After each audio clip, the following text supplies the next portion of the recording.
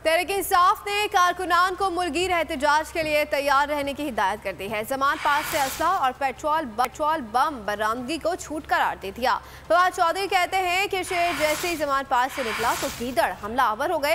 Punjab police ने Zaman park में एजेंडे के तहत ऑपरेशन किया।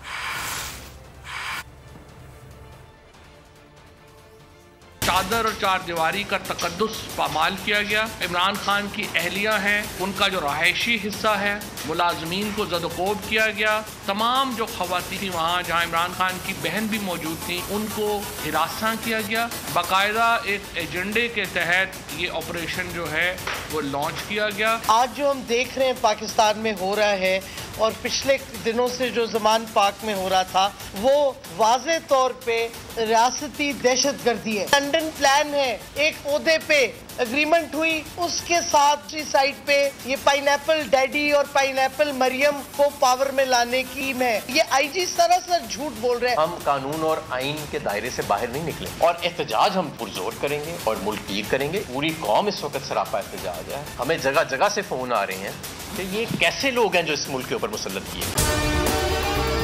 अगर आपको हमारी ये वीडियो पसंद आई है तो लाइक पर क्लिक कीजिए। सुप्रीम कोर्ट के मंसूर अली शाह साहब जस्टिस एक ऑर्डर पास किया उनकी बेंच और उस ऑर्डर के अंदर उन्होंने बड़ा क्लियर बता दिया कि जी बरियत की जो दरखास्तें हैं वो कब कब लगेंगी। उसमें से एक वजह उन्होंने बताई कि जी जब कोई क्राइम ही ना हुआ हो तो बरी कर दें ताकि अदालतों पे बोझ ना रहे, वो केसेस चलते ना रहे। सुप्रीम कोर्ट ये मिसालें कब बनाएगा?